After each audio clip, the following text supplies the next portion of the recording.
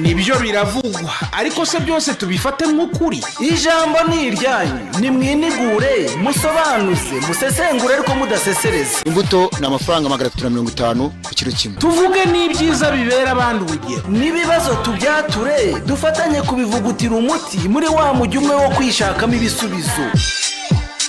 Tekinika ni inzira y'ubusambo, ni inzira y'ubusambo, nta gaciro nzi mu busambo. Biravugwa.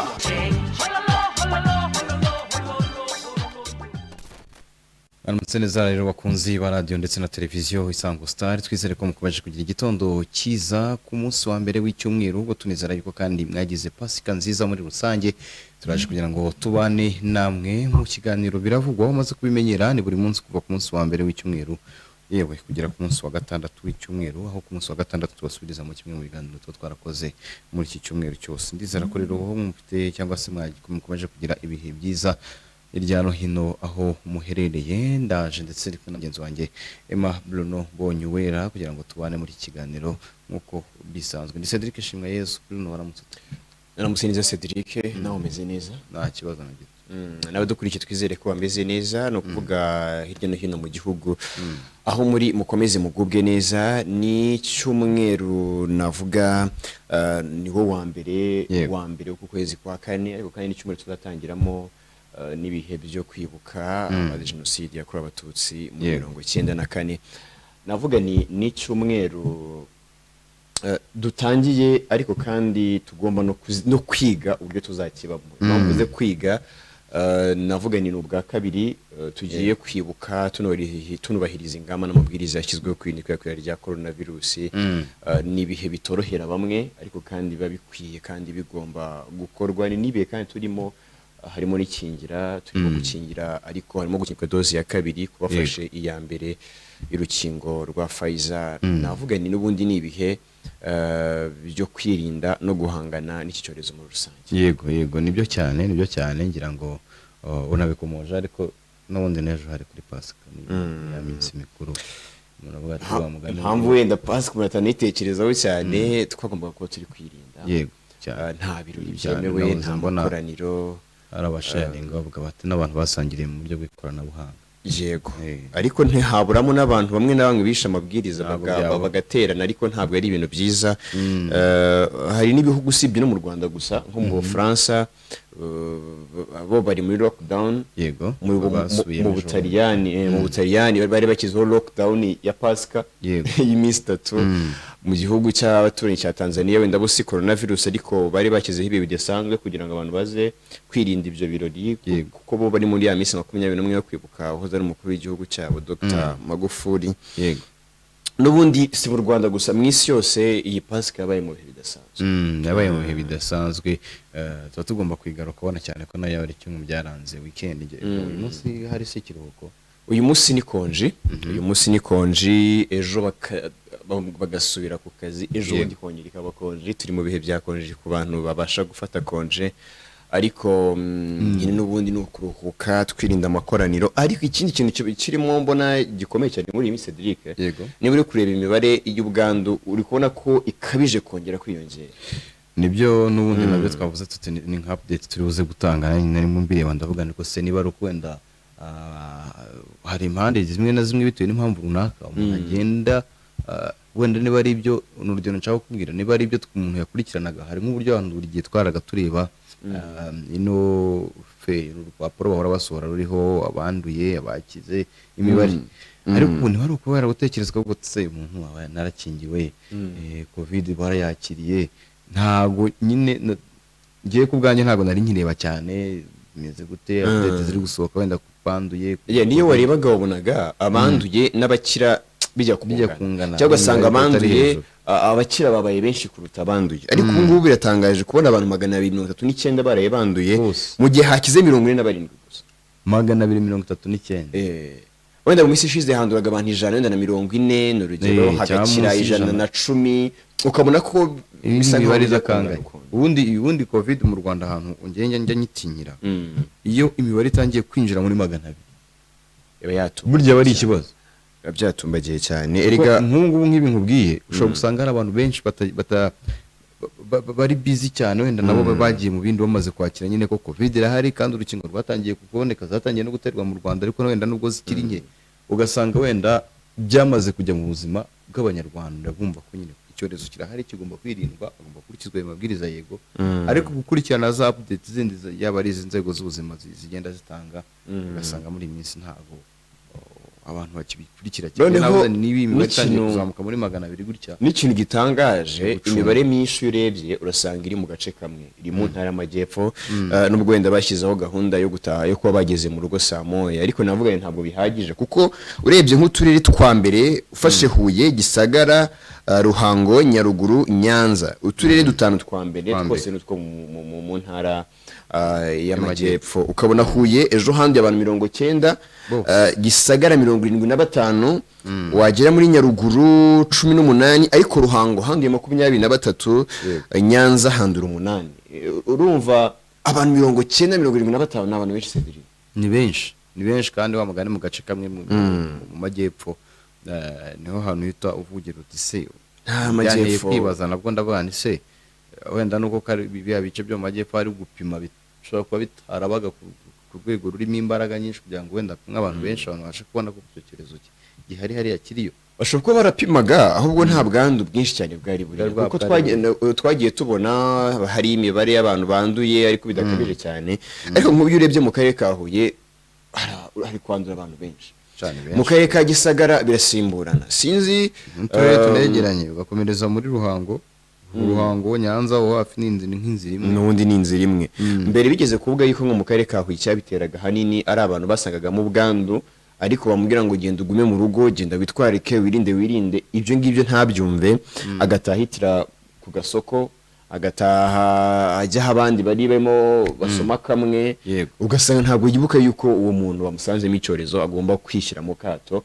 Ariko si n'ikibazo cyaramenyekanye kuko no muri Nyaruguru bigeze kuhavugwa, niba cyaramenyekanye bakagikumira ubwo biraterwa n'iki, kuko urabona yuko imibare yongeye gutumbagira cyane kandi mu ntarimo. Ni ikintu cyo kwibaza ngira ngo ubigarutseho neza rwose, niba utureye kuri uru rutonde rutangwa na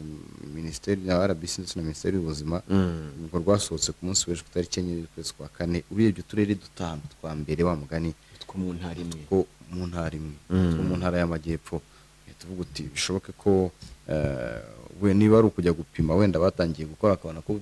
ari ubwandu buri kwiyongera, cyangwa se hari n'ibindi abantu bashobora kuba baradohotseho kugira ingamba zifatwa muri iriya ntara cyane cyane. Ubwo ni ibireba inzego nyine zaho, inzego z'ubuyobozi hariya, akavuga bati kuko ejo n'ejo bundi iyi ntara ishobora kwisanga nayo yongeye gushyirwa muri gahunda Guma mu Rugo, kuko twagiye tubona ko Guma mu Rugo ariyo yagiye ikemura ibibazo cyane, nicyo kintu cyagaragaye. Hari igihe intara yasubira nayo yajya muri gahunda ya Guma mu Rugo mu buryo bwihariye da, ariko ntabwo nayo turifuza ko hafatwa ingamba muri buri karere kino cyorezo bakagihashya, kuko urumva niba barafashe ingamba zo gutaha saa moya, Muhanga ntibayishyiremo na kano karere kandi kari hafi ya Kigali, ariko ugasanga kuva muri Nyanza, Ruhango, Huye, Gisagara, Nyaruguru n'ubundi bashyizwe muri gahunda yo gutasama, n'ubundi ubwandu bukomeje kwiyongera, nicyerekana yuko nta gikozwe ushobora gufatwa n'izindi ngamba, ariko twebwe turifuza yuko hagira igikorwa kugira ngo ntibinatume habaho n'izo ngamba zikomeye, na cyane ko turitegura ino nama ya CHOGM izabera mu Rwanda, inama ihuza ibihugu bikoresha mu Bw'icyongereza biba mu muryango wa Commonwealth. Ntabwo twakwifuza ko iyi nama yazaba mu Rwanda tukiri mu bihe nk'ibi by'ubwandu bwa 200, bwa 300, 150, byibuze yagakwiye kuba mu Rwanda wenda harimo nk'ubwandu bwa 30-40, byanadukunda nabo bakaba batarimo, ariko cyane rwose kiracyari ikibazo. Abantu bajya banigira rega no ku mahanga, ntabwo covid iri ku isi yose. Niba mu Faransa barashyize imijyi imwe n'imwe muri lockdown, kubera iki twebwe yuko icyorezo gikaze, batabona ko n'ahandi nyine bikomeye. Ubutaliyani ni igihugu gikomeye, banatangiye gukingira, bamaze no gukingira abaturage benshi, ariko niba bavuze ngo dufata umwanzuro umuntu wibuze kwinjira muri gari ya moshi aba apimwe kandi yaranikingije ubu niyo gahunda ihari ntabwo wajya muri gari ya moshi utayerekana ko wikingije natwe ejo bundi bazakubwira bati ntabwo bibuze kugukundira kujya muri gare cyangwa se kujya mu modoka cyane nibura udafite utaripimije cyangwa utarikingije ibintu tubyitege wenda ubushobozi bwo kubasha gukingira ntabwo twerekwa iki ibintu tubyitege kuko igihugu mperaho fatira urugero ni mu Butaliyani ibaze kuba papa yaragiye gukorera umushumba wa kiliziya gatolika mu isi iyo yatanze ubutumwa bwa pasika akajya ku mbuga ntibuke izina ryawe neza ari wenyine nta muntu n'umwe uhari niba ujya ubona wenda nk'izi mbwirwaruhame zagiye zibaze ni ahantu rwose aba ari hejuru cyane abaturage bakajya hariya hasi bagatanga ariko noneho nta muntu n'umwe wari uhari yari ari wenyine bagafata amashusho bigatambwa ku nkoranyambaga kugira ngo hirindwe coronavirus niba bari muri guma mu rugo gihagarika isengesho muri icyo kintu urumva ari ikintu cyoroshye hangiza wo niba papa ashobora kuyobora misa nta muntu wayitabiriye papa nta muntu n'umwe icyo ni ikintu cyonyine kikwereka ko iki cyorezo tutagomba kujenjeka gukinishwaho na gatoya ingingo nazo ziracyatangwa ngira ngo benshi agezweho guhabwa urukingo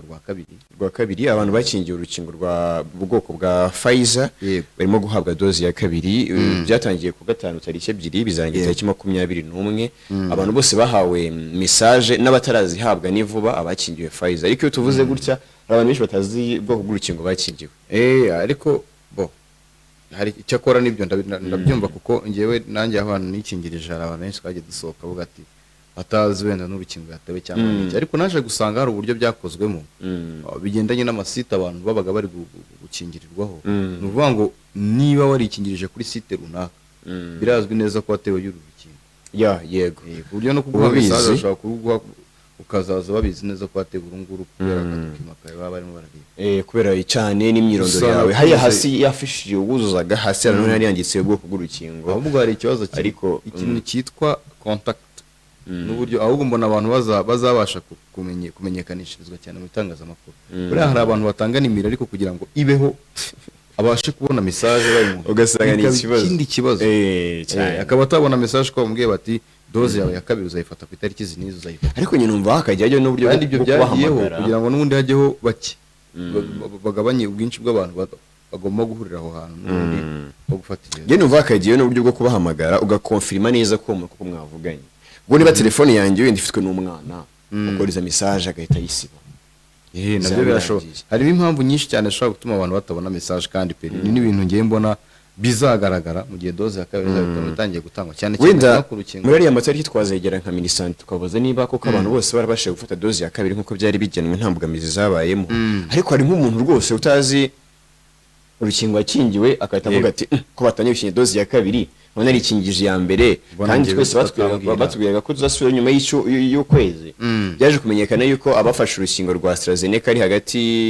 y'amezi 2 n'amezi 2 n'igice ibi ngibi twabimenye mu nyuma harimo avuga ko hambwiye ukwezi ukaba gushize reka nyirukangire yongere ndebe ko nanjye bamuha urukingo ari n'uwo mu kanya tuvuze hatangiye guterwa doze ya kabiri agahita yika ngati hatangiye gutera wenda ngiye ntabizi nta makuru mbifiteho rero birashoboka n'abantu banibwiza telefone ntabasha guhita avuga ngo akoze iyo swap cyangwa se agaruka ku murongo kandi ugasanga wenda ubutumwa nyine buyijeho buramureba kandi agomba guterwa urukingo rwa kabiri gusa icyo nizera cyangwa se icyo ntekereza neza nuko buriya no muri izo database zabo bashobora kuba hari uburyo ki babona ko umuntu yaje gufata iyo doze ya kabiri cyangwa se niba atarayifashe wenda kugira n'uburyo bwo kumushakisha bakazamushakisha inyuma 21 ntekereza ko byanze bikunda azakora ibishoboka buri muntu wese ugomba gukingirwa agakingirwa ikindi kintu abantu batarabona inkingo batarabona doze n'imwe hari abantu benshi bibaza bisi bizagenda gute twifuza gukingirwa akabagizwa doze ya kabiri nge ntarabona ni ya mbere yaba minisante ndetse na UN bavuga yuko rwose nta mpungenge mwakakwiye kugira umuntu utarafata doze n'imwe ko igihe kizagira mu karubona hari inkingo nyinshi zatumijwe hari inkingo 500 zatumijwe na leta y'u Rwanda ubwayo hakaba n'izindi zaza muri ya gahunda ya COVAX inkingo turaziteze muri uyu mwaka hazaza inkingo nyinshi niba nawe ufite ikibazo cyo kutakingiwe navuga nti ushonje hishiwe mu minsi mike uraza kuba wakingirwa doze yaba iya mbere kugera kuri dozi ya kabiri ariko kandi ntabwo ari abanyarwanda bose bazakingirwa hakomeje kurikizwa ya gahunda yo kureba afite ibyago byinshi byo kuba bakwandura bakanazazwa n'iki cyorezo ariko byanze bikunze umwaka urangira twihaye 30% abanyarwanda ko bazaba bakingiwe reka tubitega amaso turebe ko bizaba bimeze hagati y'ikindi abanyeshuri bamaze kugera mu rugo yego ubu abanyeshuri bose biga muri secondaire na primaire bamaze kugera mu biruhuko tayari kuri gahunda yarashyizwe yuko bagenda bacyurwa abanyuma bagombaga kuba bageze mu rugo tariki ejo bundi ku gatandatu yego tariki 3 byanze bikunze ni nako byagenze ahubwo igisigaye ko bageze mu rugo kwirinda covid-19 na cyane ko bahageze imibare iri kwiyongera cyane ngo twagiye tubibona kwirinda ikwirakwira rya coronavirus byo biraza ko abanyeshuri ko bari mu bantu ba mbere kwandura bishobora ko cyane umwana niba aje muri iyo vacances nyine afite uburyo kigo kugenda no kujya hashatse cyane n'urugero nda mu mujyi wa Kigali ntago wambwira ngo ingendo zirafunze ntago hari kiri butuwe uwo mwana atagenda atajya muri quartier adata umwana ntabihari ahubwo uburyo nyine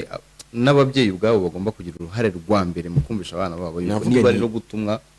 kumva yuko no kwirinda nabyo ari ibintu n'indi ntwara agomba kwitwaza ubu hagezweho uruhare rukomeye cyane rw'ababyeyi yego n'abana namwe byanze bikunze ko namwe mwamaze kuyimenya mwamaze kumenya uburyo ikwirakwira ndetse n'uburyo tugomba kuyirinda ibyo navuga ntimwamaze kubimenya ahubwo none navuga ni mugerageze mushyiremo imbaraga mu kwirinda ikwirakwira ryayo ariko n'ababyeyi nabo babafashe mu buryo bwose bushoboka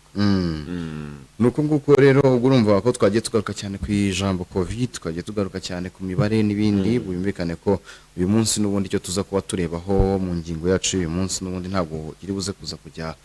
kure ya covid aho dushaka kugaruka ku ngamba zo guhangana rero n'ingaruka za covid ariko mu bantu bafite ubumuga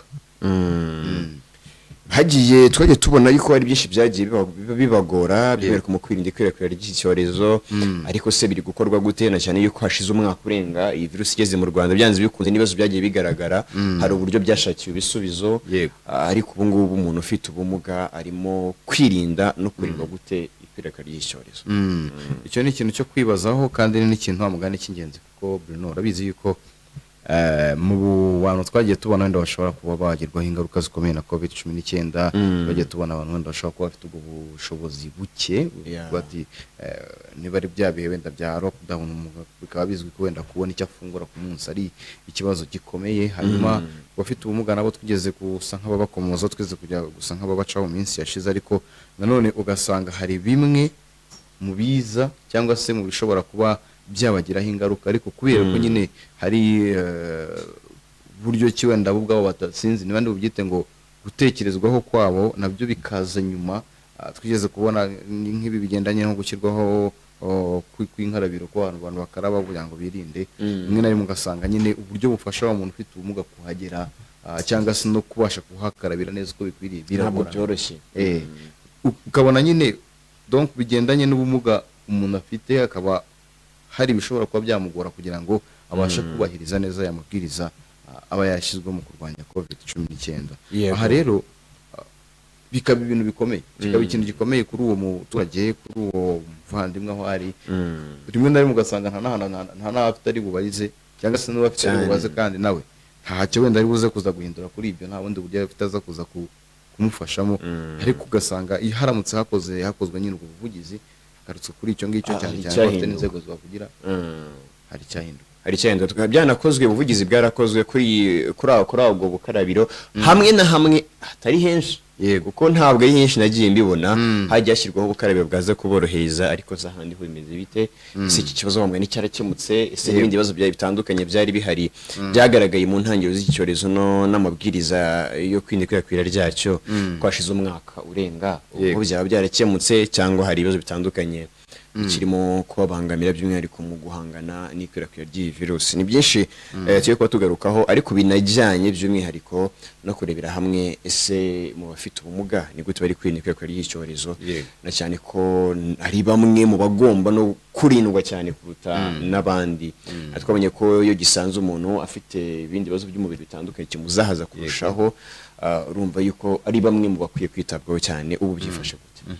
nicyo rero tuza kuba tuganiraho uyu munsi, ariko ubwo mbere yuko twinjira mu kiganiro nyirizina tunakira abatumirwa bacu, reka dufate akanya gato dutumikire MTN Rwanda, hasigaye mu kanya tuza noneho tuninjira mu ngingo nyirizina turambura ikiganiro.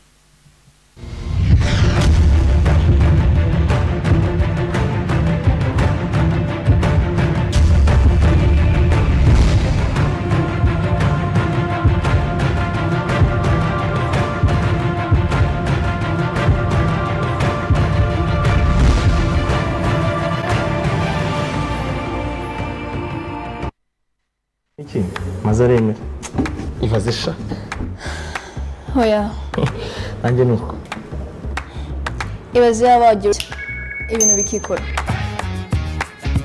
Well, ubu na MTN ushobora kwihindura umubare wanga wa momo iyo wawibagiwe. Ushobora kwihindurira umubare w'ibanga iyo wawibagiwe, kanda akanyenyeri 182 akanyenyeri 9 akanyenyeri 3 urwego maze ukurikiza amabwiriza. Everywhere you go.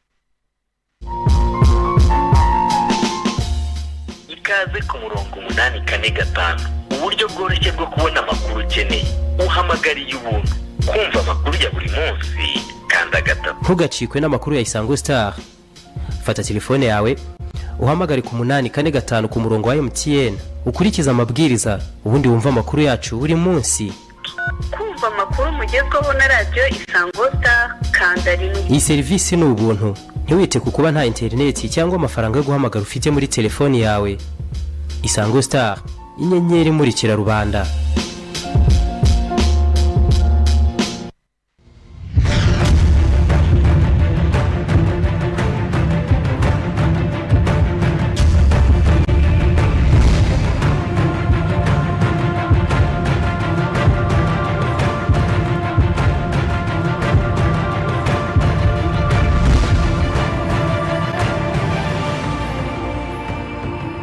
Turagarutse rero ni nyuma yo kwamamariza MTN Rwanda, umuterankunga mukuru w'ikiganiro. Ngira ngo ibyo MTN irafasha abantu muri iyi minsi nuko bayikoresha cyane cyane kuba akoresha internet ya MTN. Bamwe bagura amayinite y'igihe cy'icyumweru cyangwa se cy'ukwezi, ariko ya internet kuko barimo barabakubira kabiri. Umuntu nyine ushobora kugura internet y'icyumweru cyangwa se y'ukwezi ashobora kubirwa kabiri. Nta kindi rero bigusaba ukimara gushyira amafaranga muri telefone yawe, urakanda akanyenyeri 345 akanyenyeri 1 urwego, ukurikiza amabwiriza, cyangwa se akanyenyeri 345 akanyenyeri 3 urwego, ubundi rwose ukabasha gukubirwa ukenjoyinga cyangwa se ukaryoherwa na internet ya MTN. Ana umuterankunga w'ikiganiro biravugwa. Twatimo rero dusa nkaho mu by'ukuri twinjira mu ngingo yacu y'uyu munsi, twari tubaye nkaho tuyikomozaho, tubaye nkaho tuyinjiramo gatoya, ubwo no kugira ngo n'uwari ugifungura radio cyangwa televiziyo ye yumve aho turi ko tugiye kuganira mu by'ukuri kubigendanye n'ingamba zo guhangana n'ingaruka za COVID-19 mu bantu bafite ubumuga. Bivuze yuko kuri ubu ducana radio cyangwa se televiziyo wifuza kuza kuduha igitekerezo, inyunganizi, kugira ikibazo uza kuza kubaza abatumirwa dufite kuri uyu munsi, uraza kuza gukoresha umurongo wacu wa telefone n'ubundi nk'uko bisanzwe kuri televiziyo barawashyira kuri screen, hanyuma abadukurikiye kuri radio ni kuri 0785 832 4 ndetse n'imbuga za Isango Star nazo ziraza kuba zikoreshwa. Ubundi bashobora waduha igitekerezo cyangwa se kuduhamagara tuganire ku ngingo turimo tuganiraho mu kiganiro cyacu cy'uyu munsi. Cedric, dufite abatumirwa muri studio, ntabwo turaza kuba turi twenyine kuko cyaza kuba ari ikiganiro kirambuye, turaza kuganira ku ngingo twagiye tubabwira, ubundi nabo dibitekerezo ariko hari n'abarimo kutuganiriza uko birumvikana. Ni mpamvu muri studio za radio ndetse na televiziyo Isango Star twakiriye Oswald Twizere, barizwa muri komisiyo y'abafite ubumuga, akaba ari we uyiyoboye. Oswald, baramukije. Mwakoze mwamute neza. Dufite kandi Bahati Omar Satir, ni umunyamabanga muri iyi komisiyo. Tuhaye ikaze. Mwakoze cyane kwaramutseho. Yego, nibo rero turi kumwe tugiye kubana kandi baraza kutuganiriza byinshi kuri iyi ngingo, ariko ubwo reka duhere n'ubundi kuri Oswald, dutangire tukubaza tuti mu bafite ubumuga kugeza kuri ubu ngubu kuri iyi gahunda yo kwirinda COVID-19 hakozwe iki? Murabahagarariye, murabavugira, ese koko ubuvugizi n'ubukangurambaga mwahoze mwifuza no gukora kugira ngo bafite ubumuga nabo babone ibibafasha kubahiriza amabwiriza, kuyagenderaho n'ibindi, byarakunze? Bihagaze gute ishusho muri rusange? Murakoze cyane. Mbere tubanje gushimira abayobozi bwa televiziyo Isango Star. Yego. bwageneye komisiyo y'abantu bafite ubumuga muri Pan African Movement Rwanda chapter. Yego. Kandi tunashimira uruhare mutanga mu kwibohora kw'abanyafurika by'umwaka w'abanyarwanda. Muri kiganiro rero nk'uko tubajije abantu bafite ubumuga ni bamwe mu banyarwanda, bamwe mu banyafurika bagizwe ingaruka n'icyorezo cya COVID-19. Yego. Aha tukimara kumva inkuru yitwa lockdown, ko abantu bagomba guhama mu rugo. Kandi muzi neza ko hari abantu kubera akato hezwa bakorewe bahora ku mihanda. Yego. Bahora muri puberi, bahora muri magambo bagenda kuko imiryango yabo baratereranye. Abantu nta miryango bafite. Bumva rero ko bitari byoroshye kubona umuntu ufite ubumuga bwo mu mutwe ari mu nzu nta n'inzagira. Birumvikana ko yagiye kwa mu ishyamba ahantu hatagendwa kuko amabwiriza ari ko umuntu wese hama mu rugo. Yego. Ikindi nuko abenshi baryaga bavuye gushakisha nk'andi banyarwanda bose bo babinagoye kuko intege ziba ari nkeya. Abenshi barashonje, inzara bica, ariko leta iza kugoboka abanyarwanda bafite ubukene muri bihe batakaje akazi. Nabo barimo bamwe mu bagiye bahabwa amafunguro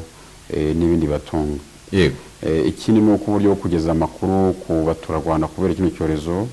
bwaratanzwe mu byumweru bibiri bya mbere, ukabona abantu bafite ubumuga ntabwo babasha kumenya imukuba. Gufata umuntu utabona ngo bavuze ngo ntabwo mwemewe kuba mu rugo, ntabwo umuntu yemerewe gukora kuri mugenzi we, kandi umuntu utabona mukamuzi neza yuko agira umuntu umurandata wowe tumugide we, kandi umugide we akaba ari umuntu umuhora amufasheho kugira ngo atagwa. Urumva ntabwo byari byoroshye ku ruhande rw'umugide ugomba kugida umuntu utabona. Ntabwo byoroshye kandi no ku muntu utabona ukeneye umuntu umwitaho umujyana ahantu agiye gusaba serivisi kwivuza zo guhaha. Mbese byari bigoye cyane. Yego. Ku bantu batumva ntibavugeho byari bikomeye cyane kuko muri cya gihe byari amakuru, gutanga amakuru, kwambara udupfukamunwa, gukaraba intoki,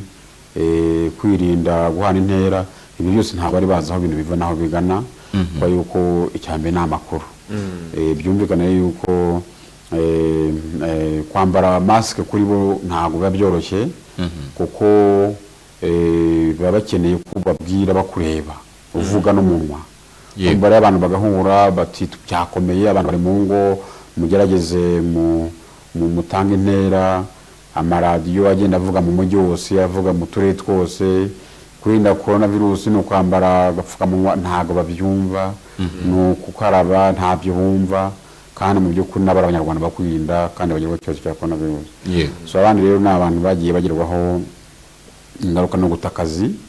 Bimvikana ko abanyarwanda benshi bataye akazi, abandi babaye suspended, ariko byarangiye abenshi bataye akazi. Hari abakoraga ibintu batunga umunsi ku munsi, abashushanya, abakora amadizayini, abantu bakora business zo gucuruza utuntu, bose bataye akazi kuko nk'uko abanyarwanda byagenze bari igishoro cyabo. Noneho twongeye gufungurirwa bongera gutangira. Abantu bafite umugare benshi bahise abenshi basubira hasi, ku buryo hari byinshi cyane bikwiye kuganirizwa abantu bose bafata ibyemezo ku buryo mu gukora intervention bagombye kwashyiramo. So hose rero ntabwo nubwo ibibazo bigaragara ko hakozwe byinshi, nyuma y'umwaka bibiri COVID itangiye, twakoze ubutumwa buri inclusive cyangwa se ubutumwa budaheza. Noneho mu gihe leta itangaza ubutumwa hakaba n'uburyo bugera ku bantu bafite ubumuga bose. Ibi byatumye noneho natangiye kumenya yuko nyuma y'umwaka bibiri hari ikintu cyitwa ngo COVID. Ntabwo babakizi, babonaga abantu bari mu rugo, bakabona ntibagiye mu kazi, bakabona abantu bagiye ku ishuri, bumva ko hari ikintu cyitwa coronavirus cyateye, bumva ko abantu bagomba gukaraba. Ubwo nyine nakanjye kabe murabyumva ko umuntu akanagira afite amaguru, hari abatafite ibibazo agatuzakanagira gute,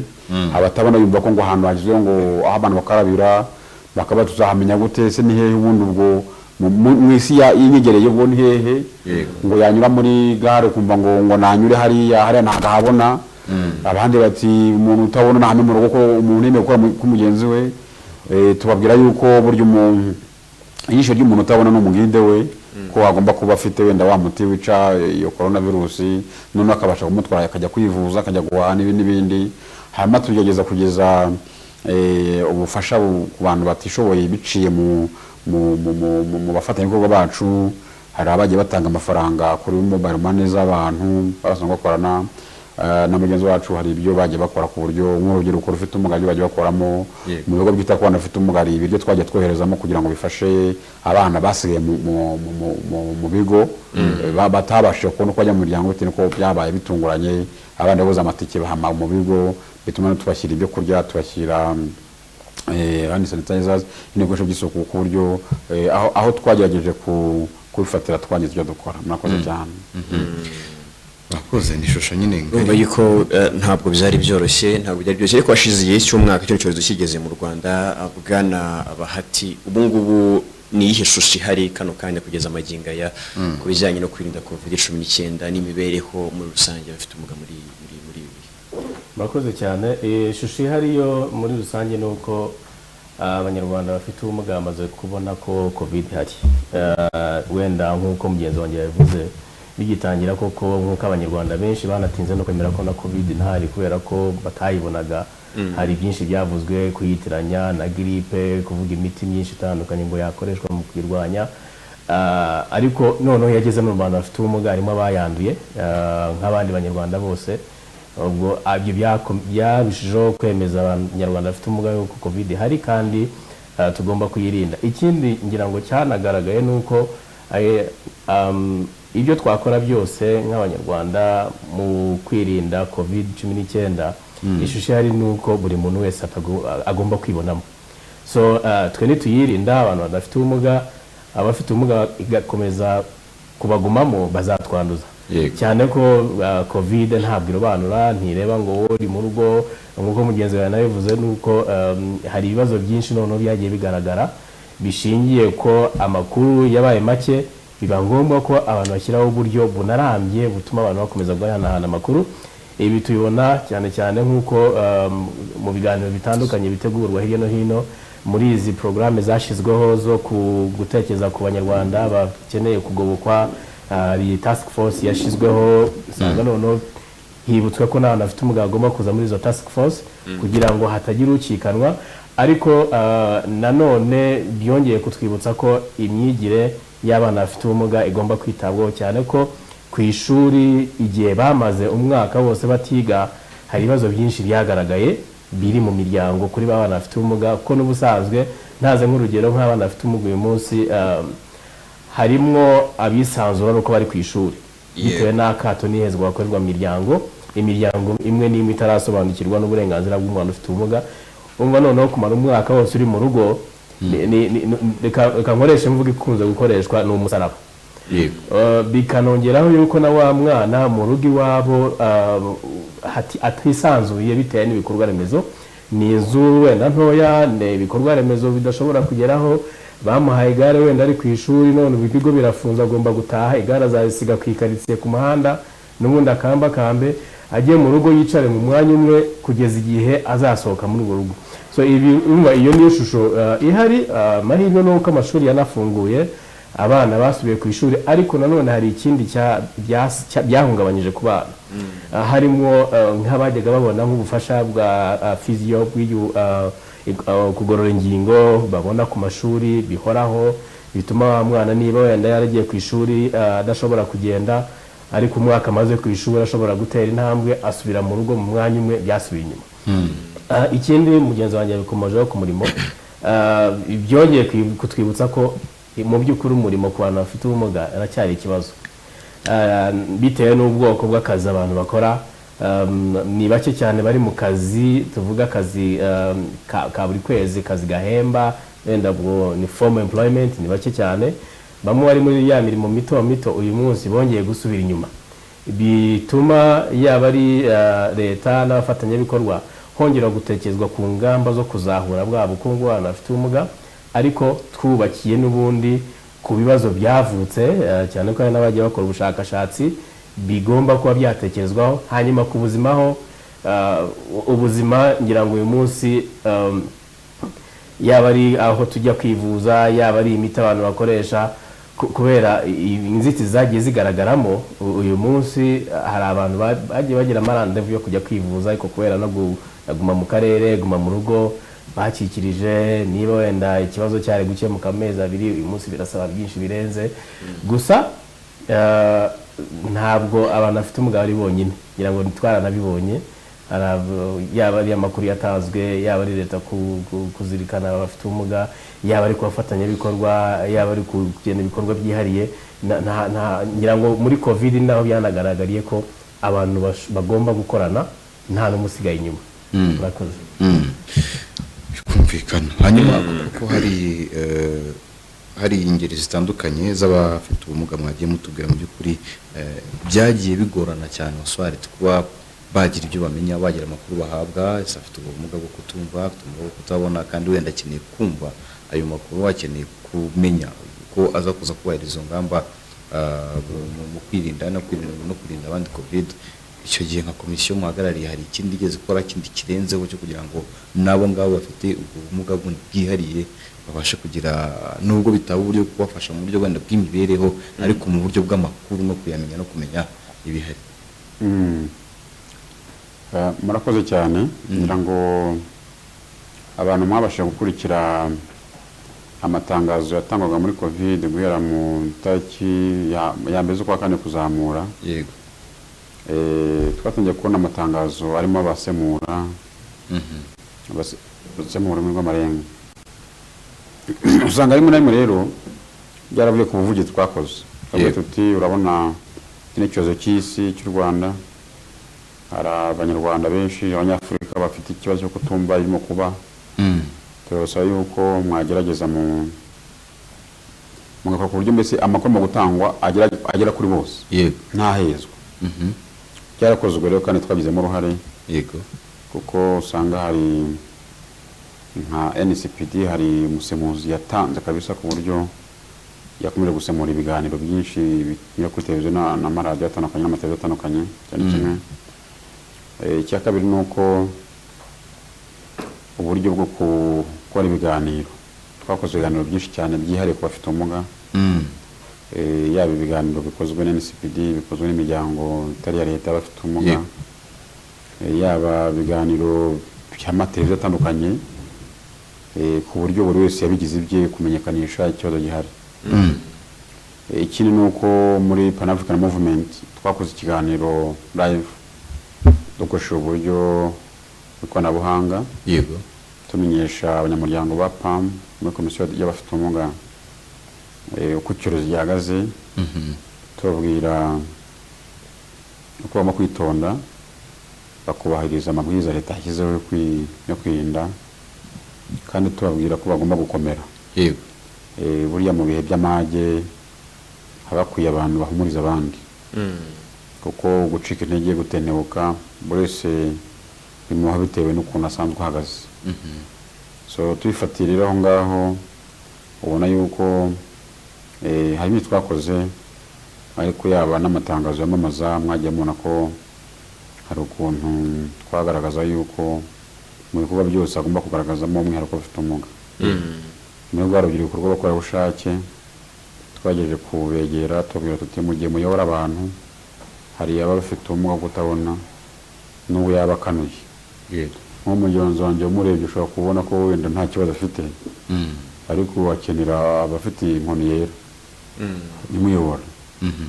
ntabwo abantu bose kuba bareba ariko kuba abantu bose bakanuye ntibivuze ko ariko bareba tubabwira yuko mu gihe mukarabisha abantu hari abantu bafite ubumuga bw'ubugufi batabasha kugera kuri wa rukarabiro aho usanga kugira ngo abashe gukaraba we busaba ko azamuka kuko biri hejuru cyane gukaraba rero bivuze kwimenaho amazi kandi birumvikana ko atari byiza ku bafite ubumuga bw'umugongo cyangwa se bacitse amaguru bisaba kugira mu tugare habaye kumenyesha uturere twose ko ahantu hose agiye gushyira ubukarabiro mu nzu za leta zose no ku mashuri hose ku mavuriro bagomba gukora ubukarabiro bwose bukaba buri inclusive bushobora kugerwaho na buri wese ariko bidashoboka bashyiraho ubukarabiro bwafasha babandi bafite ubumuga baje baje gusaba serivisi aho ngaho barabikoze rero namwe muzagerageze mugireho musura muzasanga hari ubukarabiro rusange ariko bagashyiraho n'urushobora gufasha wa muntu ugena mu kagare wa mwana wa muntu ufite ubumuga bugufi bukabije uburyo byagiye bikorwa nubwo byadutwaye ingufu ariko twagerageje ikindi twagerageje gukora ni ugukoresha imbuga nkoranyambaga mwajya mubona amafoto hirya no hino acicikana agaragaza ikibazo hari komisiyo muri PAM ishinzwe itangazamakuru yagaragaje nawe ikibazo ivuga ko bafite ubumuga batarimo kwitabwaho mu bihe bya covid iyo nkuru ngira ngo yagicicikana igaragaza abantu bagenda mu tugare batabasha gukarabywa aho banyuze ikindi bakibaza ukuntu umuntu yakoresha kandagira ukarabe kandi ubona hari abafite ubumuga batagira amaguru azakandagiza iki ese n'abantu bafite ubumuga batabasha kugenda azazamura gute bakavuga bati muramutse mukoreshe buriya buryo bwo gushyiraho amarobine afite sensa byafasha iyo byose n'uhari abantu baragiye batanga ariko turanashima n'umusanzu wari wese kuko kwita ku bafite ubumuga ntabwo byagombye kuba ari inshingano yanjye gusa ahubwo ni inshingano ya buri wese kuko ubumuga ntabwo ari ikintu umuntu avukana ngo asazane nk'aho ari umurage kuri uwo muntu ahubwo ubumuga isaha n'isaha yose yagira ubumuga isaha n'isaha umuntu agira ubumuga binavuze rero ngo ibyo dukora byose bigomba kuba bikozwe mu buryo budaheza kugira ngo wenda utabikora ugira ngo urakorera ba bantu nabwo kuba umuntu wabagiriye ariko nawe igihe uzaba wagize ubumuga ukwiye kuba wibona nk'umuntu watanze umusanzu ngo aho hantu hagire nyabagendwa ku bantu bose turashimira ko hari byinshi byakozwe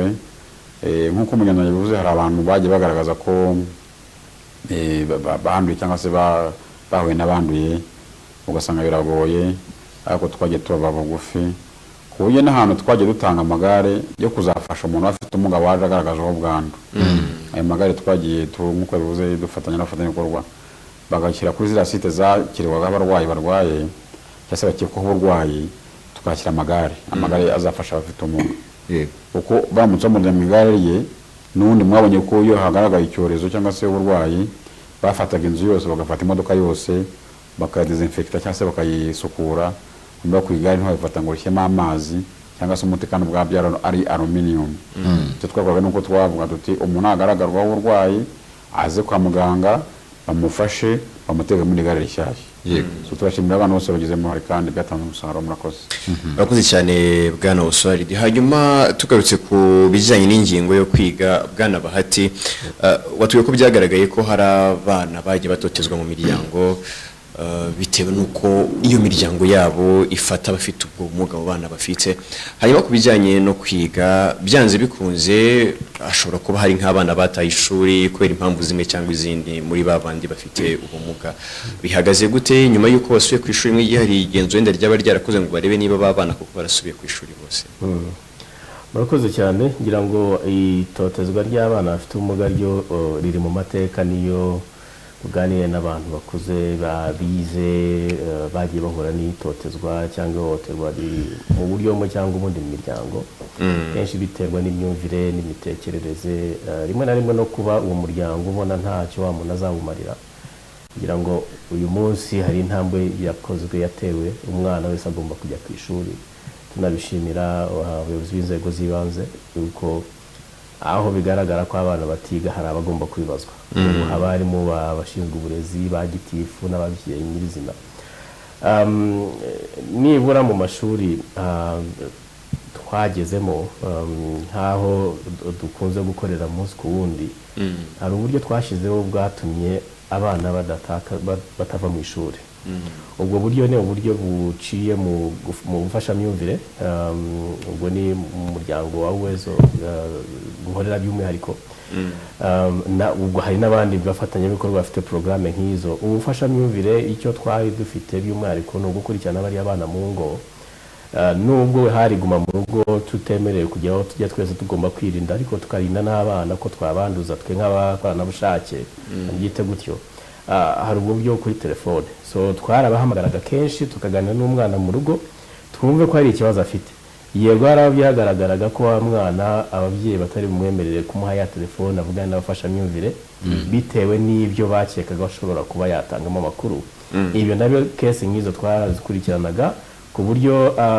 byinshi wasanga n'ubundi bishingiye ko wa mwana atamwemerera kujya ku baturanyi kandi wenda bitanemewe. Ugasanga umwana ari mu mwanya umwe, igare rye risize ku muhanda, ugasanga aho batuye mu by'ukuri bigoye ko ryari hari icyo ryamumarira bitewe n'imiterere y'urugo n'ubuzima babayemo. Ugasanga noneho hari n'ibindi bibazo byagaragaragamo amafunguro make, urumva nk'abana burya abana ntibamenya ko mu rugo nta biryo bihari akenshi. Iyo umwana avuga ngo mu rugo turashonje buriya biba bikomeye. Aho ngaho niho twaheraga dukorana n'abafatanyabikorwa tureba n'iki koko umuryango ukeneye, ariko tutanirengagije yuko hari koko n'abakubitwaga. Aba bakubitwaga kenshi ni ya miryango n'ubundi hora icunaguza wa mwana n'ubundi ntacyo uzatumarira, ese ubundi bazagutwaye. Abo ni ba bana bitwa b'ibigo ab'imishinga, ugasanga uruhare rw'umuryango ni rukeya. Ariko icyo twishimira nuko nibura mu mashuri agera muri 35 ubwo ni sample dukoreramo twebwe, abana bose basubiye ku ishuri. Ahubwo ikibazo cyabayeho nuko muri cya gihe cy'itangira ry'amashuri wasanga hari abandi bana bashya bakeneye kujya gutangira ishuri, ikigo kitarigeze kibatekerezaho. Aha ngaha ngira ngo n'igihe itangira ry'amashuri ryatangiye mu by'ukuri ubona n'abarimu batazi ngo tuyigisha gute. Mugenzi wanjye yigeze gukomoza ku cyo dupfukamunwa, usibye n'abafite ubumuga wo kutumva no kutavuga, ariko nk'abari abana bafite ubumuga wo mu mutwe bari mu igare, hari igihe usanga bafite ibibazo by'ubuhumekero ku buryo rwose kwambara agapfukamunwa ari ibintu biri bumwongera ibibazo, cyane ko abakeneye umwuka mwinshi. Noneho na hariya ku ishuri arafashwa nande niba atemerewe kumukoraho. Abana burya barakina, arasunikana ku ishuri, wenda nibura aho dushobora kuba twakorera twabibonye binatanga n'umusaruro w'ubwisanzure. Basanga wa mwana agiye kuba wenyine. Kuri wa mwana rero ufite ubumuga akenshi uburyo twumvaga bunashoboka ni uguhugura umuryango, tubereke uko wa mwana ufite ubumuga ashobora kuba yagira ibyago byo kwandura ariko akananduza. Niba ari wa mwana wenda tuvuge utanga urugero adashobora kwitamika bamugaburira, agaburirwa n'uwo ari we wese, icyo ni ikibazo. Ashobora kumugaburira akamwanduza akagumana bwa burwayi, ariko akaba yananduza n'undi wese waza kumufasha. Hanyuma ikindi ni uburyo bw'imyigire. Hari aho byabaye ngombwa ko bagabanya umubare w'abana kugira ngo ubucucike bugabanuke, nk'ari wenda nk'ikindi kigo hafi abana bamwe bakabimurirayo wenda nk'umwaka wa mbere kugeza mu wa gatatu. Ugasanga hari abana mu by'ukuri bafite ubumuga bamenyereye kwiga, aho hari abarimu twahuguye dukorana nabo umunsi ku wundi, noneho bamujyanye ku kindi kigo kandi kure y'iwabo. Aho twabimenye twashoboye kuvugana n'ubuyobozi bw'ibigo by'amashuri, biba ngombwa ko wa mwaka w'amashuri wa mwana yigamo ugaruka, kugira ngo za mbaraga nyinshi zakoreshejwe ko nk'abana bafite ubumuga bigira usanga barahamenyereye ari na hafi, agarukiye kugira ikintu na kimwe atakaza. So ubwo niko tubibona. Of course hari aho bigaragara ko rwose umwana bitewe n'urwego yari ariho, nk'abana biga gahoro amaze umwaka wose atiga, wenda no ku ishuri yari ahari bisa n'aho ari uguhatiriza, umubyeyi ntabyumva. Hari abarimu bamwe na bamwe bumva rwose ko wa mwana abimisha amanota, noneho amaze umwaka gusubirayo. Abo nibo aho turimo gushyiramo imbaraga nibura asubire ku ishuri.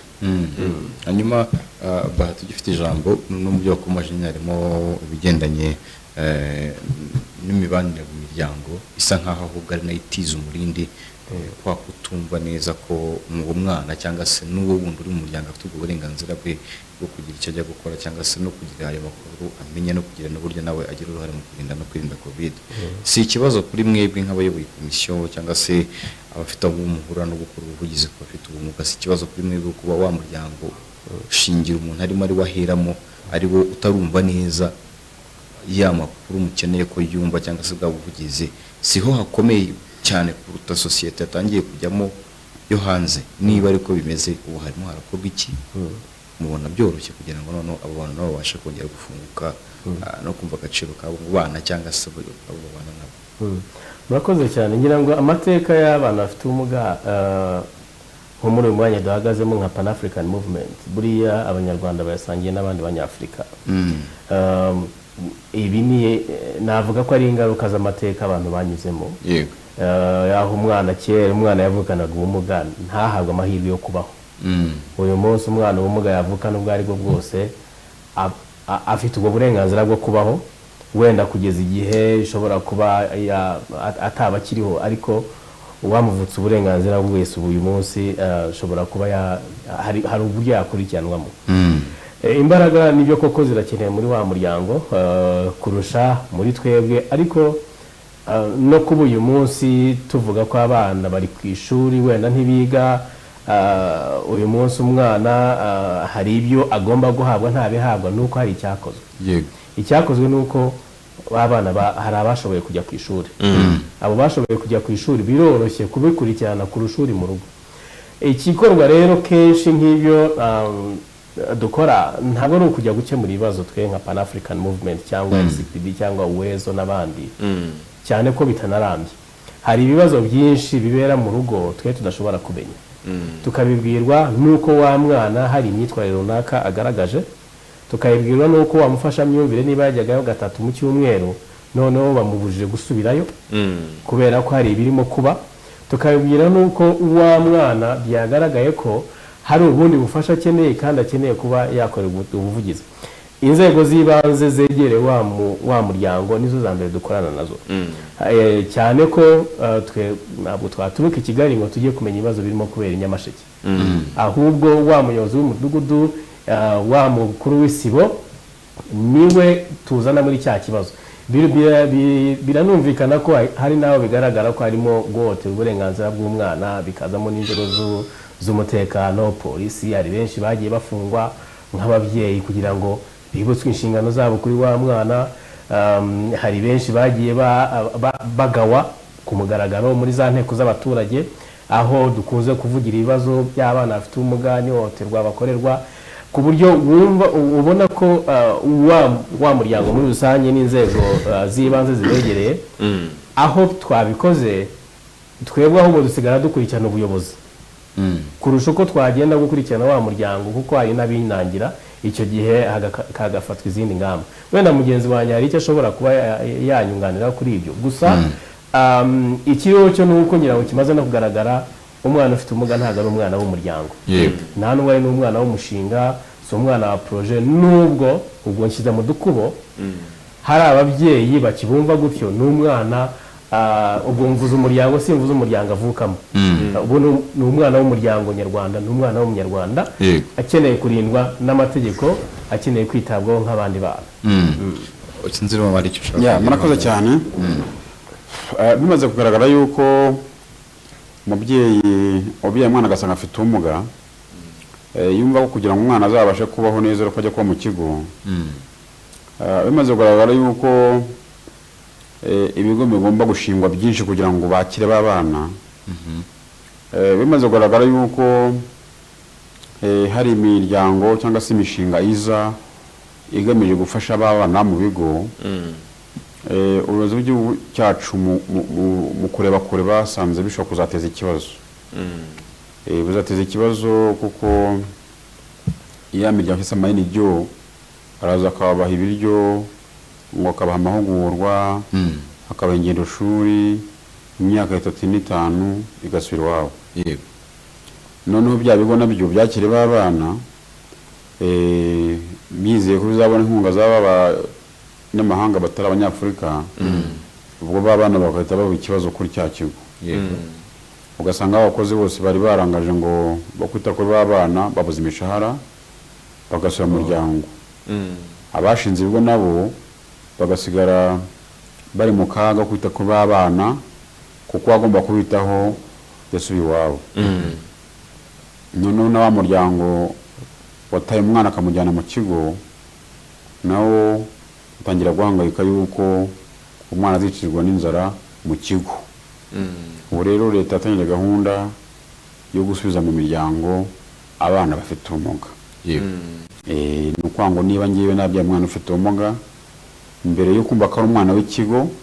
kumva ko ari umwana w'umushinga, ni umwana wanjye. noneho nk'uko mugenzi bivuze hari impamvu umwana ava mu muryango akajya mu kigo ndavuga umuryango famille biologique hari uva mu muryango agiye kwivuza kavuga ati twebwe ntabwo twabasha kuvura wenda tuvuge imbasa ntitwabasha kuvura wenda accident ngo tubasha guinsimburangingo ntitwabasha kuvura wenda amaso ngo tunakwigishe ntitwanakwita wenda utumva utavuga ntitwagwa amavuta y'uruhu wenda afasha abafite ubumuga bw'uruhu reka tukujyana mu kigo hari ibigo bibakira ibyo rero bigomba guhinduka kandi byaratangiye uko byatangiye rero ukuvuga ngo mu mwaka wa 2012 hari ibigo bya leta byatangiye gucyura abana babaga mu bigo by'imfubyi orphelina babashakira imiryango yababyaye noneho udafite umuryango birumvikana kubera amateka y'igihugu cyacu bakamushakira umuryango w'umwe mu muryango ye kwa sekuru kwa nyirakuru ku buryo wa mwana wo mu muryango mugari we udafite umuryango muri abo bose hari abafite imiryango yazimye burundu bakabashakira abamarika murenzi 2017 bimaze kugaragara yuko abana bose basuye mu muryango hasigayemo abana bafite ubumuga nibwo nibajije harya bose abana bati ni abana ko tunabona sayemo n'abantu b'urubyiruko tubita abana kuko ntibitekerereza afite imyaka 30-40 ariko baracyamutamika afite 40-50 bajyamuterura afite 20 ko bacyamuheka bitewe n'uko agize icyo bita ubutine mu gukura bitewe n'iki igwingira kutitabwaho kutagira umuryango umufasha kuvuga kuba mu bigo rero akenshi usanga tubifata nk'ahari byiza ariko umuntu abatari wa rukundo rwo mu muryango abataye ya responsabilité y'umuryango yuko umwana ari uwabo ubwo rero by'ukuri gahunda yaratangiye yo gushakira imiryango abana bafite umugabo mu bigo bakasubiza ababyeyi noneho ya mpamvu atumye abana baba mu muryango igakurwaho hari abafashwa rero amazu yabo aho abana bagombye kuba baba akavugururwa hari abafashwa ku buryo udafite inzu bamwubakira inzu nziza aho umwana azisanzura hari abafashwa bakajyanwa ku mashuri ariko bakiga bataye iwabo ariko by'umwihariko n'abafashwa bagahabwa ibatunga mu gihe cy'umwaka byibura ariko nyuma yaho ugasinya amasezerano y'imihigo yuko umwana agomba kuba mu muryango wawe muri nk'ubwo abandi babyaye ukumva ko umuzigo utamba kuzana mu kigo none bya bigo babagamo bikazahinduka aho abana baza bakirirwa bakiga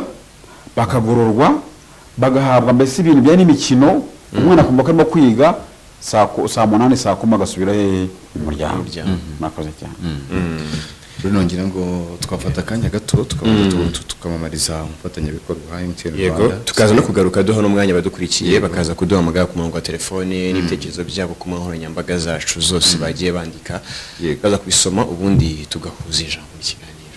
bana Isaac turazagaruka nimero yayo bashyire kuri screen tugiye kuri televiziyo kugira bayibone kuri radio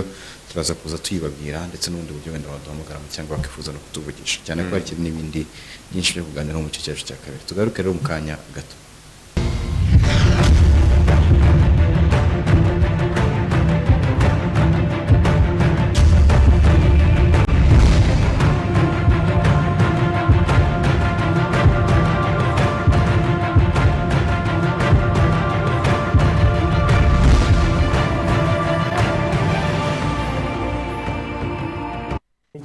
mazareme ivaze sha hoya nanjye nuko ibaze yabagira ibintu bikikora ubu na MTN ushobora kwihindura umubare wanga wa momo iyo wibagiwe ushobora kwihindurira umubare w'ibanga iyo wawibagiwe kanda akanyenyeri 182 akanyenyeri 9 akanyenyeri 3 urwego maze ukurikiza amabwiriza everywhere you go. ikaze ku murongo 845 uburyo bworoshye bwo kubona amakuru ukeneye uhamagariye ubuntu kumva amakuru ya buri munsi kanda gatatu. Ntugacikwe n'amakuru ya Isango Star. Fata telefone yawe uhamagare ku 845 ku murongo wa MTN ukurikiza amabwiriza ubundi wumva amakuru yacu buri munsi. Kumva amakuru mugezweho na radio Isango Star kanda rimwe. Iyi service ni ubuntu. Ntiwite ku kuba nta internet cyangwa amafaranga yo guhamagara ufite muri telefone yawe. Isango Star, inyenyeri imurikira rubanda.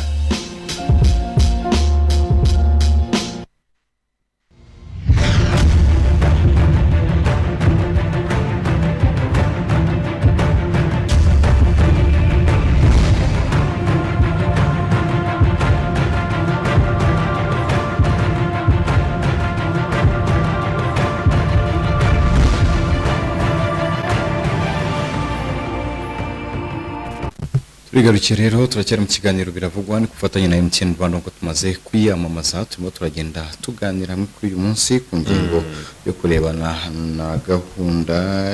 igendanye no guhangana n'ingaruka za COVID-19 ariko ku bantu bafite ubumuga turi kugenda tuganirizwa mu by'ukuri ku byakozwe ndetse no kuko abafite ubumuga bitwaye mu by'ukuri muri bya COVID-19 mu kugira ngo nabo babe mu bagomba kuba bari imbere mu bubahiriza amabwiriza yo kurwanya icyorezo ndetse no kukirinda muri rusange. Bruno muri studio turacyafite Roswald de Twizere agarariye komisiyo afite ubumuga bw'umwihariko guturuka muri Pan African Movement ndetse na Bahati Omar Satir umunyamabanga muri iyi komisiyo niho turi kumwe bari kugenda batuganiriza hanyuma abakurikiye nabo ubungubu batangira kuduhamagara kwifuza kuza kuduhamagara nubwo wacu telefone urafunguye ari 0785824462 kubanga bw'ibyuma baze kudufasha wibuze kuduhamagara rwose nta kibazo baze kuza kumuduha tuvugane hanyuma twakomeje cyane kuba afite ubumuga uburyo bagiye bahangana n'iki cyorezo muri rusange niyo bizo bitandukanye bagiye bahura nabyo ariko ngira ngo iki ngiki reka bwana Bahati amfashe usibye wenda bafite ubumuga usibye leta usibye bantu bashinzwe gufasha abantu mu kwirinda ikwirakwira rya coronavirus n'ibindi buri muturage n'udafite ubumuga asabwa iki kugira ngo n'abafite ubumuga boherezwe muri bino bihe turimo byo kwirinda ikwirakwira rya coronavirus? Murakoze cyane ngira ngo buri muturage asabwa icya mbere no gusobanukirwa n'ingamba ariko ntabwo wasobanukirwa n'ingamba udasobanukiwe neza na covid coronavirus cyari cyo so harimo ubwo kugerageza buri muntu wese gusobanukirwa yuko covid-19 ari icyorezo gihari kandi gifata buri muntu wese ahari hose igihe atubahirije za ngamba z'ubwirinzi. So icyo ngira ngo icyo nicyo cya mbere ubwo kirareba abafite ubumuga n'abadafite ubumuga. Ubu buryo bwose bwakoreshwa kugira ngo umenye amakuru kandi amakuru uhawe n'inzego zibishinzwe ukayafata nk'iyambe. Yego. Ubwo ibi ngibi biragaruka kuri cyane cyane no kuri biranireba ba bantu uyu munsi usanga bumva ko kubera ko ari umusore covid itamufata bumva ko kubera ko we ngo ari mu cyaro covid itagerayo ngira ngo bimaze garagara ko covid iri hose kandi abantu birinze muri za ngamba uko twese twayirinda. Cya kabiri ubwo usibye kumenya amakuru no kugerageza natwe ubwacu kwikunda. Ubwo mvuze kwikunda kubera ko hari abantu uyu munsi bashobora kuba batazi ko byashoboka ko batazi ko covid yanabahangara. Ubwo hano wenda harabo iyo tugeze mu bafite ubumuga bishobora gutandukanamo gato bitewe n'ubumuga umuntu afite uyu munsi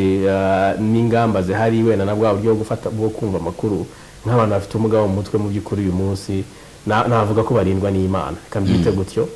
Niba ushobora gucya mu gitondo ari Nyabugogo bukagera nimugoroba ari Huye bukajya kwira yambutse ishyamba wenda rya Nyungwe ageze Rusizi kandi yigendera gutyo nta gapfukamunwa nta kazi aho ku muntu udafite ubumuga nk'ubwo twakabaye twikunda tukumva ko ubuzima bwacu butakaye burangira uyu munsi. Burya nubwo utazahara cyangwa ngo guhitane ariko kwezi amezi abiri umara urwaye ya covid bagerageza kukwitaho hari byinshi utakaje hari byinshi leta ibigutakajeho ariko hari nuko nawe wiyumva ko usa muri ako kanya hari icyo ubuze muri wowe. So ibyo ubwo turabivuga kuri bose ari afite ubumuga n'adafite ubumuga ariko harimo n'abumva ko n'ubundi covid ni hahandi n'ubundi ntabwo izaduhitana hari n'ibyaje biradusiga ibindi biraza biradusiga gihe zankora nishaka izanatwara. Iyo wagiye ugiye ngira ngo uyu munsi agaciro k'umunyarwanda agaciro k'umunyafrika ntagaragara agaciro kakabaye gatwarwa na covid cyane ko uyu munsi turi mu Rwanda tubona twishimiye kuba turi muri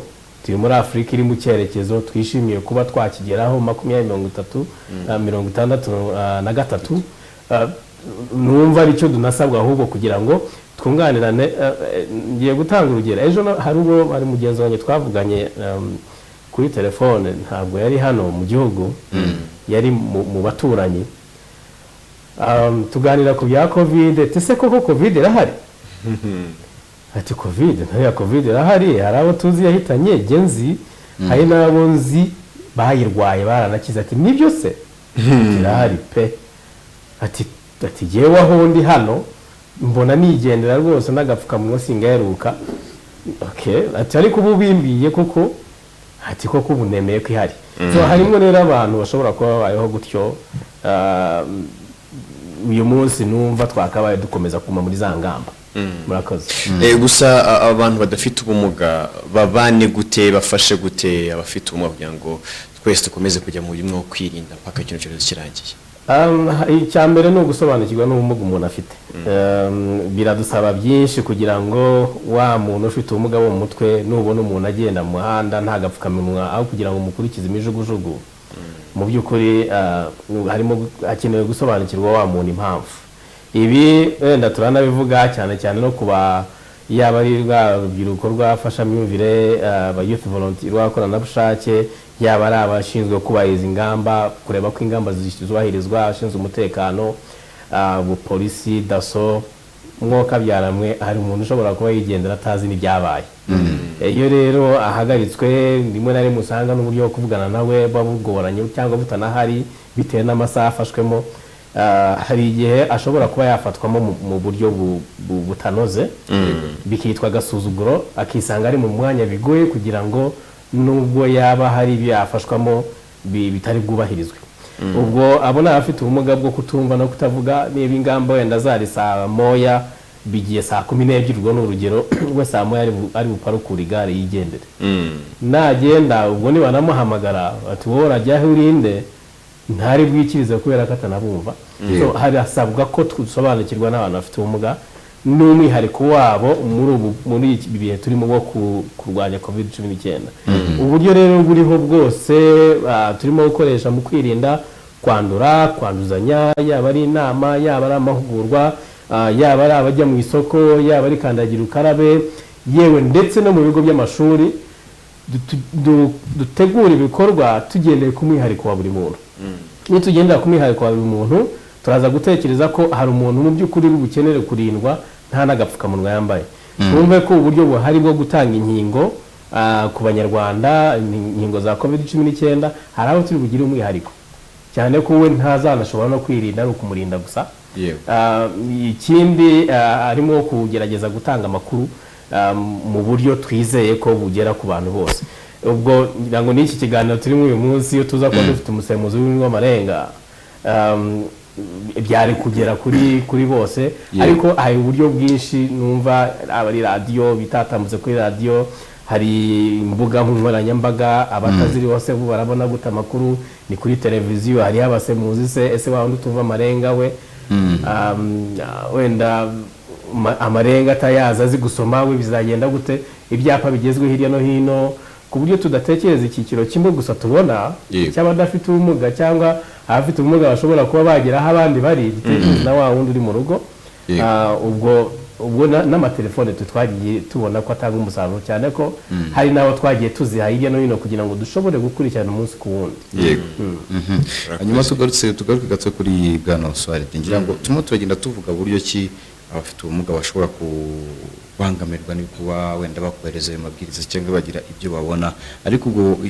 icyo nshaka kubaza muri aka kanya wenda urubuza no kunsubiza ni ukutubwira noneho bo ubwabo uruhare rwabo ni uruhe bo ubwabo ku giti cyabo nubwo giga imbaraga ari nkeya ariko se nibura muri izo nkeya bo uruhare rwabo rwabaye uruhe hanyuma unatubwire kugira ngo izi ngamba zikomeze kuza kubahirizwa harasabwa iki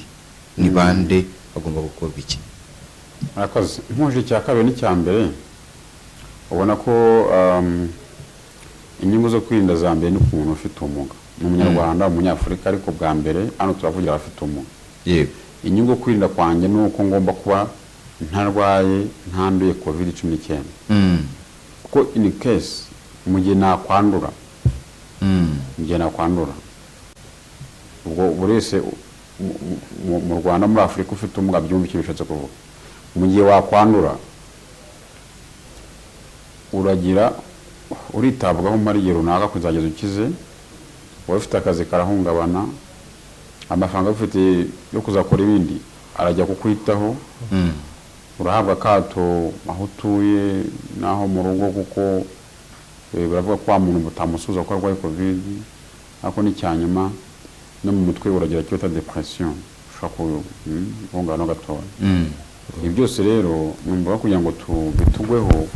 twambye kwirinda tukubahiriza gahunda leta yakizeho ziye no kwinda covid-19 tugakaraba amazi meza n'isabune igihe tugiye kuva mu rugo tukirinda ingendo zitari ngombwa abantu bafite umuga muza gusabiriza mu migi yose y'igihugu muri lockdown abantu batagenda ntago mwapfuye mu bihagarika mwame mu ngo zanyu mwegera abakuru b'isibo akw'imidugudu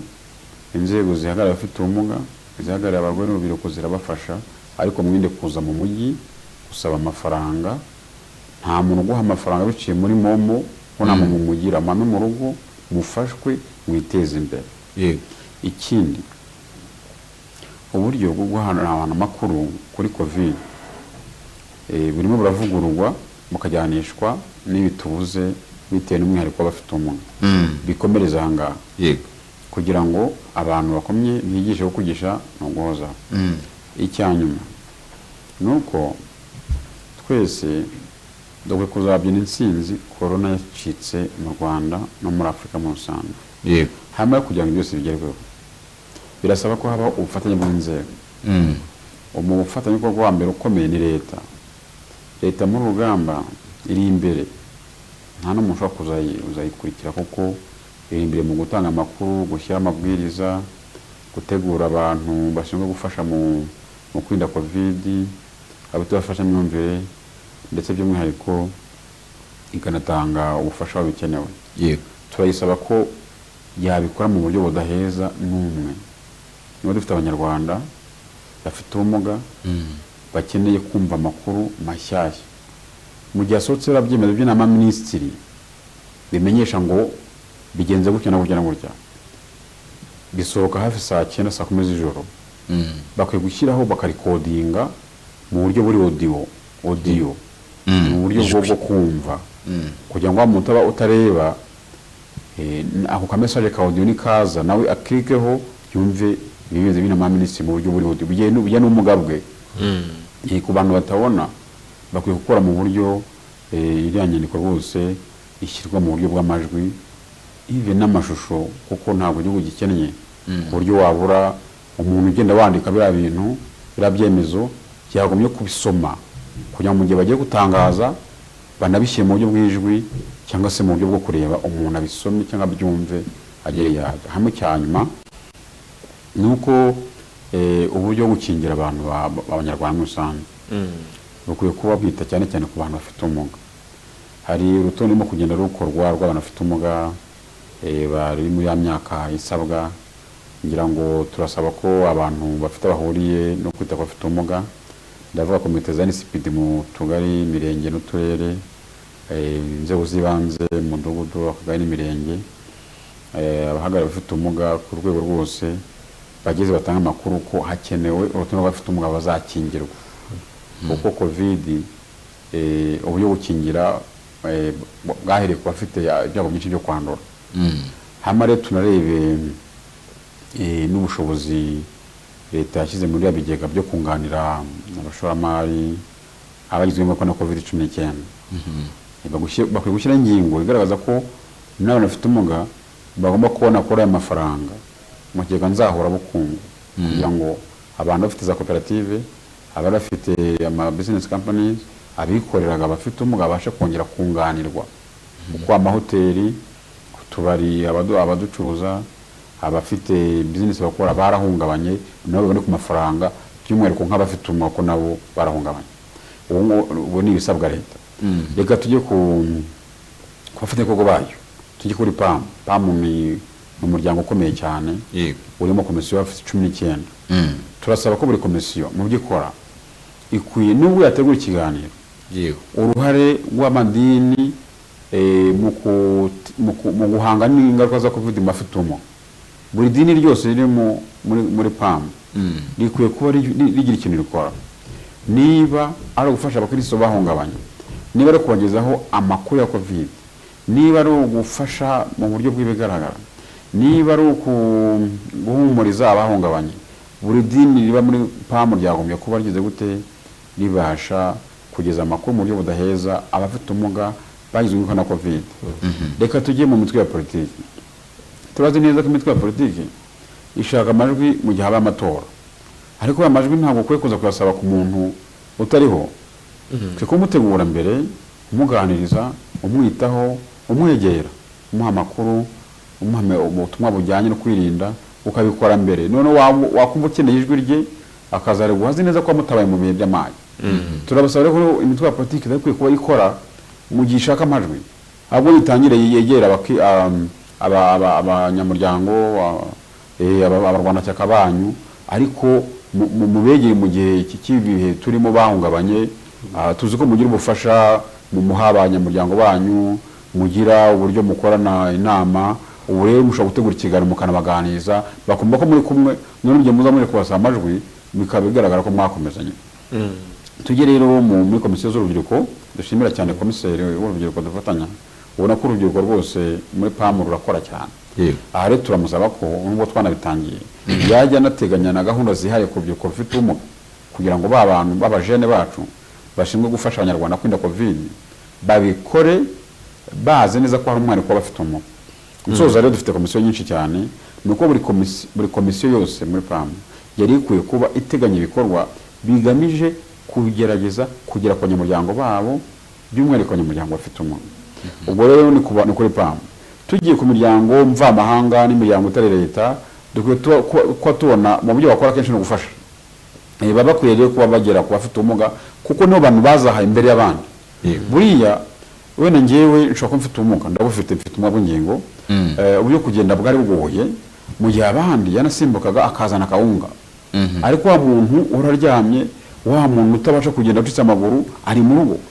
Ubwo rero izo NGO zisaba uburenganzira muri polisi, noneho bakavuga twe tugiye gufasha abantu bafite ubumuga ba Rusizi, bagaba uburenganzira bakagenda bagafasha. Dufite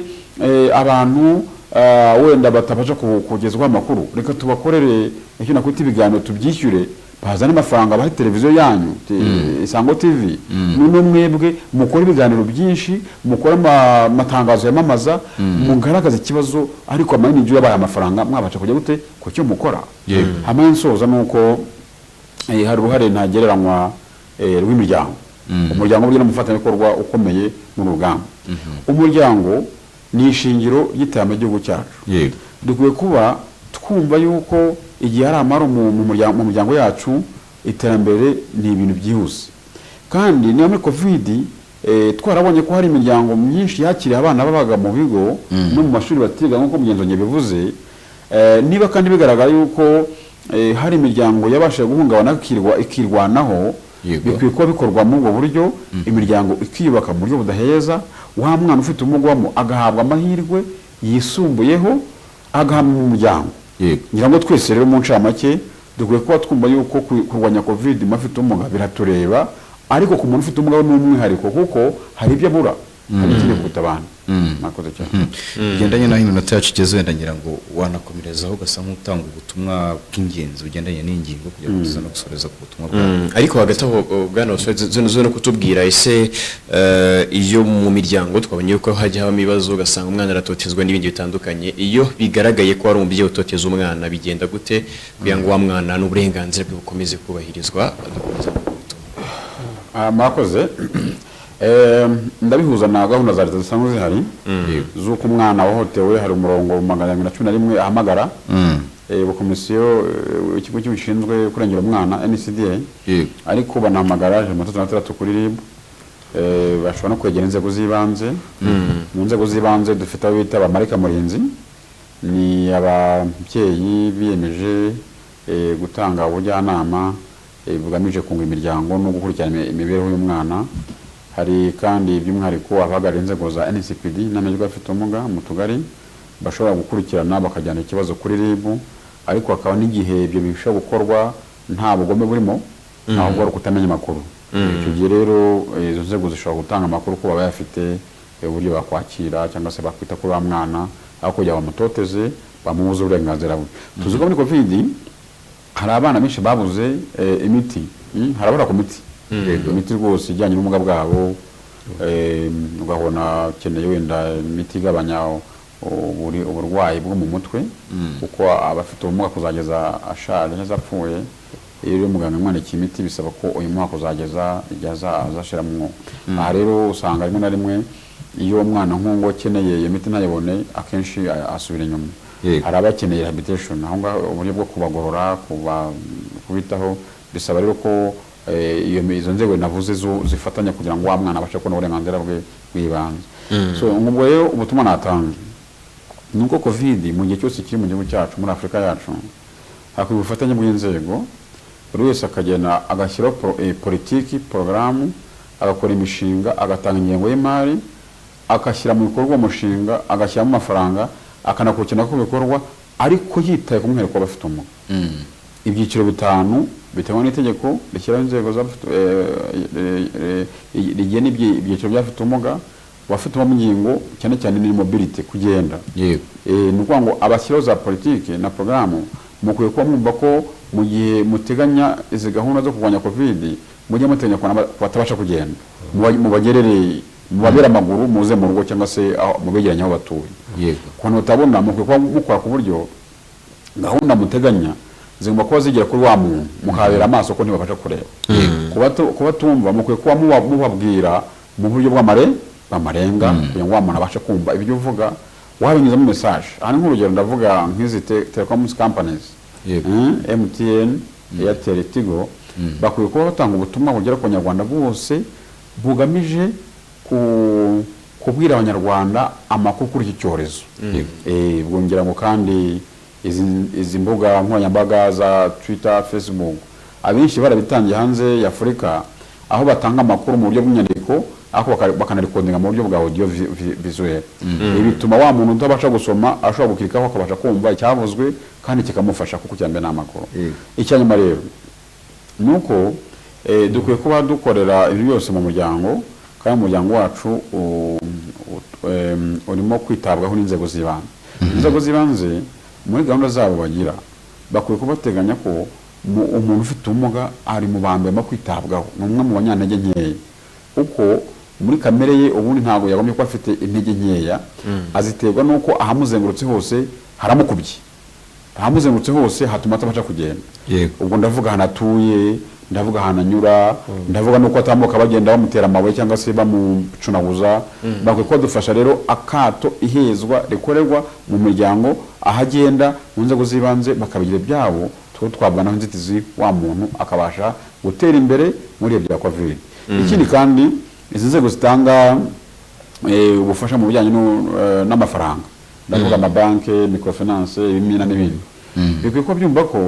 turimo turubaka ubukungu dusubiza ku murongo ubukungu bwacu bwazahaye